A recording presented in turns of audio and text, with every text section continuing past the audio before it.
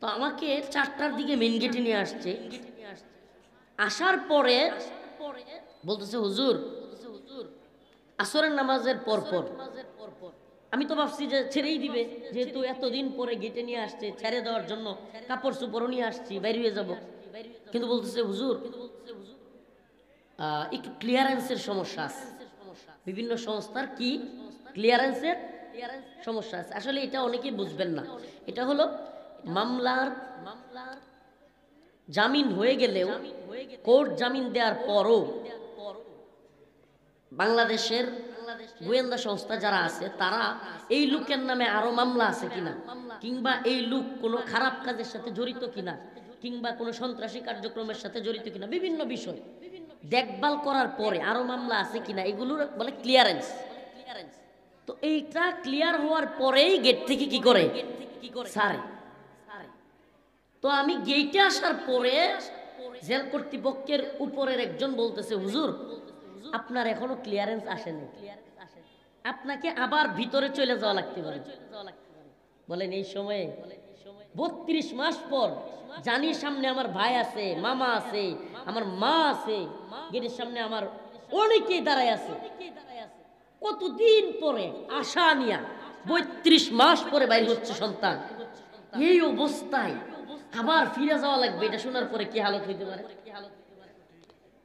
কি হালত হইতে পারে। মাগরিবের নামাজের সময় হয়েছে, আমি কি করবো, আমাদের তো আর জায়গা নাই, একটাই জায়গা। কয়টা? আমাদের তো আর জায়গা নাই, একটাই জায়গা। এই যে এই আয়াতের সাথে মিলাই দিচ্ছি কথাটা, এই আমি ঘটনা বলার জন্য না, যেহেতু মনে আসলো। ইয়া আইয়ুহাল্লাযীনা আমানুস্তাঈনু বিস-সাবরি ওয়াস-সালাহ ইন্নাল্লাহা মা'আস-সাবিরিন। ওয়াল্লাহি বিল্লাহি তাল্লাহি, ওই দিন গেটে আমি এই দুইটারই আলামত পাইছি, একবারে দুইটার আলামত আমার কাছে ক্লিয়ার। আমি মাগরিবের নামাজ পড়তে আমি বলছি আচ্ছা ঠিক আছে, তাহলে দেরি যেহেতু হবে, আমি বলতেছি তাহলে দিয়া দিতে হইলে তো দিয়া দিবেন, কিছু করার নাই, কিন্তু টেনশন লাগতেছে আজকেও যদি আমি বাইরেতে না পারি, কারণ আমার কিন্তু হাইকোর্টে জামিন হয়েছে, সরি নিম্ন আদালতে জামিন হয়েছে, বাতিল হয়েছে, হাইকোর্টে জামিন হয়েছে, বাতিল হয়েছে, সুপ্রিম কোর্টে আমার জামিন বাতিল হয়েছে। এই হালতের পরে আমার মা বৃদ্ধ মানুষ, তার হালত কি হয়েছে, তার অবস্থা। তখন আমি ওই জেলারকে বা ডেপুটি জেলারকে বললাম বিশ্বাস করেন ভাই, আপনারা তো দেখতেছেন আমার হালত কি। আলহামদুলিল্লাহ আমি আল্লাহর প্রতি সবরে আছি, কিন্তু আমার টেনশন হচ্ছে আমার মারে নিয়ে। আজকে নিয়ে আমার আম্মা স্টুপ করে দেবে, আমি এই কথাটা বলছি হুবহু, যে আজকে নিয়ে আমার আম্মা আলো আল কোরআনের আলো উলামায়ে দেওবন্দ নারে তাকবীর শাহজালালের হাতিয়ার, শাহজালালের হাতিয়ার নারে তাকবীর। এই আওয়াজ যখন ছড়ায় পড়ল, সাইফুদ্দিন কুতুজ রাহিমাহুল্লাহ, আর কথা বলেন না কেউ, সাইফুদ্দিন কুতুজ রাহিমাহুল্লাহর এই বাহিনী মঙ্গলদেরকে যখন কাটকচু কাটা করলেন, নাস্তানাবুদ করে দিলেন, মঙ্গলুরা পালাইতেছে। মঙ্গলুদের পালানোর ইতিহাস ছিল না এর পূর্বে, মঙ্গলুরা পালাইতে লাগলো, এমন ভাবে পালাচ্ছে সাইফুদ্দিন কুতুজ রাহিমাহুল্লাহ ছাড়লেন না, দৌড়ায় গিয়া পিছনে পিছনে কুপায় কুপায় মারলেন। এই খবর যখন তৎকালীন বিশ্বে ছড়ায়া পড়ল, মঙ্গলুদের ভিতরে এক ভয়ঙ্কর ত্রাসের সৃষ্টি হল। কিসের সৃষ্টি হলো? ত্রাস, ভয়। মুসলিমদের ভয় কেটে গেল, মুসলিমরা আর ভয় পায় না। কেন ঘটনাটা বললাম? ইতিহাস সাক্ষী, তাতারিদের ইতিহাস বললাম, অনেক বড় বড় ইতিহাস আছে, বলবার সময় নাই। আপনি স্পেনের, বর্তমান ইউরোপের একটা শহর, যেই শহরের এই যুবকরা স্পেনের বার্সেলোনা, রিয়াল মাদ্রিদ, এগুলোকে সবাই চিনে, এই অঞ্চলগুলোকে, কারণ এরা ক্লাব ফুটবল খেলে, এদের ঐতিহ্যবাহী ক্লাবগুলোর কারণে এদেরকে অনেকেই চিনে। তোমরা কি জানো হে মুসলিম যুবক, তুমি বার্সেলোনা, রিয়াল মাদ্রিদকে চিনো? কিভাবে চিনো? মেসি, নেইমার এদের কারণে চিনো। কিন্তু তুমি কি জানো এই স্পেনের বার্সেলোনা, রিয়াল মাদ্রিদ কিংবা অ্যাটলেটিকো মাদ্রিদের এই অঞ্চলগুলো মুসলিমদের ইতিহাসের আন্দালুস হিসেবে পরিচিত।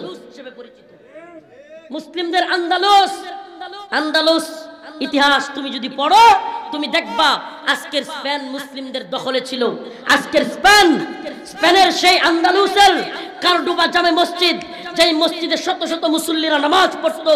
আর আরে আন্দালুসে তো ছিল ইউসুফ বিন তাশরিফ, আন্দালুসে ছিল আল্লামা আব্দুল্লাহ ইবনে ইয়াসিন, এই সমস্ত আকাবিররা শত শত মানুষ নয়, অল্প অল্প মানুষ নিয়ে তারা বিপ্লব ঘটায় দিয়েছিলেন, আন্দালুস শাসন করেছিলেন।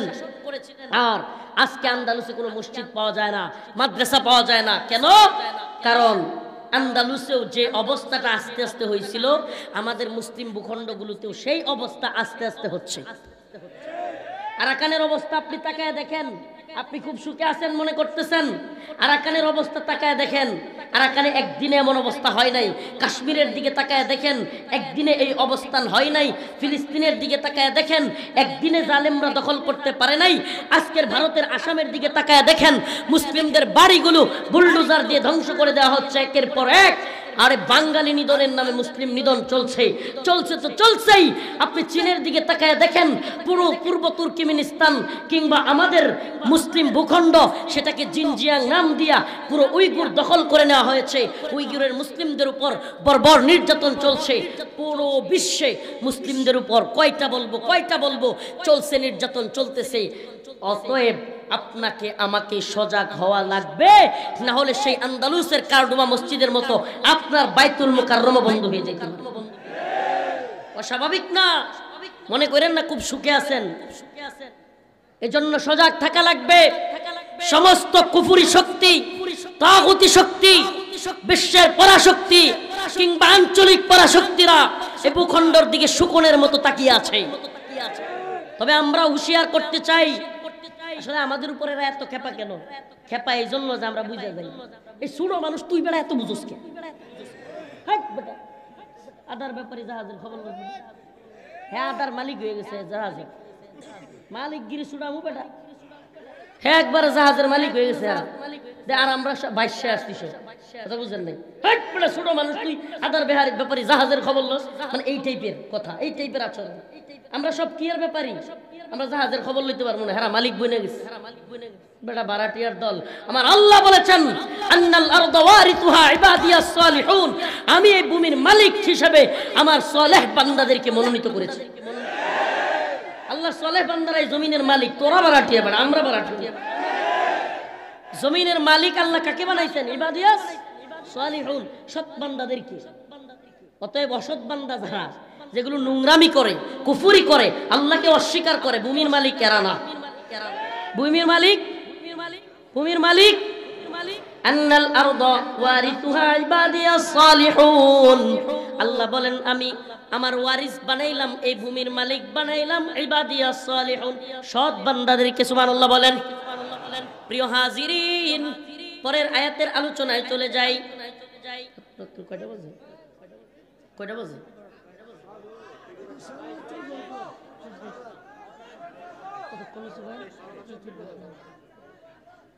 ইনশাআল্লাহ আর 10-15 মিনিট চলবে। আপনারা বললেই তো আর সারা রাত চলতো না, আমার গলায় কুলাইতো না। আর আপনারা যদি 2টা-2:30টায় ছেড়ে দেয়, নাক দেখে গিয়ে ঘুমাইবেন আর ফজর হইতো। এগুলো আমাদের দেশের মাহফিলের হালত।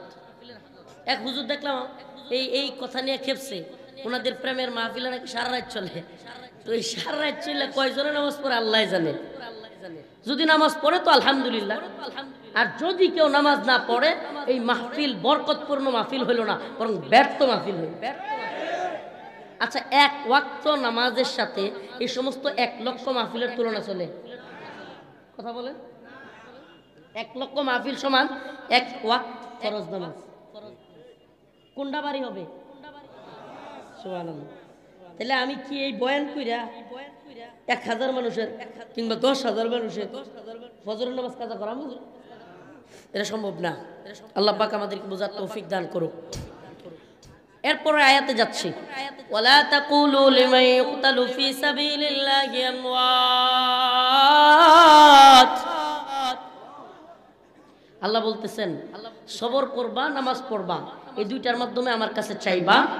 আর যদি শহীদ হয়ে যাও, সুবহানাল্লাহ, দ্বীনের পথে চলতে গিয়া সবরের শেষ স্টেজে আইসাও শাহাদাত লাভ হয়ে যায়, আল্লাহ তার বান্দাদেরকে জানায়া দিচ্ছেন, ওয়ালা তাকুলু লিমান ইউকতালু ফি সাবিলিল্লাহি আমওয়াত, যারা আল্লাহর পথে মৃত্যুবরণ করলো, আল্লাহর পথে শাহাদাত বরণ করলো, আল্লাহর পথে যুদ্ধ করতে গিয়া শহীদ হলো, তাদেরকে মৃত বলা নিষেধ। সুবহানাল্লাহ, একটু আস্তে কোন। আচ্ছা, যারা যারা উঠবেন উঠে যান, সুযোগ দিলাম। ওয়ালা তাকুলু লিমান ইউকতালু ফি সাবিলিল্লাহি আমওয়াত, যারা আল্লাহর রাস্তায় শহীদ হয় তাদেরকে কি বলা যাবে না? বাল আহইয়া, বরং তারা জীবিত। তারা কি? ওয়ালাকিন লা তাশউরুন, আল্লাহ বলতেছেন, আরে তারা তো আমার রাস্তায় যারা শহীদ হয়েছে তারা তো মৃত নয়, বাল আহইয়া, বরং তারা জীবিত, কিন্তু ওয়ালাকিন লা তাশউরুন, তোমরা সেটা উপলব্ধি করো না, বুঝো না। সুবহানাল্লাহ বলেন। আল্লাহ বলতেছেন তারা যে জীবিত সেটা তোমরা বুঝো না। আরে শহীদ শহীদ শহীদকে, শহীদের মর্যাদা তো এমন, শহীদ মৃত্যুবরণ করার পরে বারজাখের জিন্দেগি, কবরের জিন্দেগি, হাসরের জিন্দেগি, সব হিসাবের জিন্দেগি মাপ। শহীদ তো হাদিসের মধ্যে এসেছে, শহীদের আত্মা তো সুই যেমন আস্তে করে শরীরে ঢুকলে কিংবা পিঁপড়া চিমটি দিলে যেমন ব্যথা লাগে, এর চাইতে কম ব্যথা শহীদের মৃত্যুর মধ্যে। এরপরে শহীদ যখন এই পৃথিবী থেকে চলে যায়, শহীদের আত্মাটাকে একটা সবুজ পাখির মধ্যে আল্লাহ পাক ঢুকায়া দেন, আর শহীদ সেই সবুজ পাখির মধ্যে ঢুকে আল্লাহর আরশের নিচে ঘুরতে থাকেন, যা মন চাই তা খেতে থাকেন, গান গাইতে থাকেন। আল্লাহর আরশের নিচে সিংহাসনের নিচে গিয়া একটা ল্যাম্পপোস্টের নিচে গিয়া বসেন।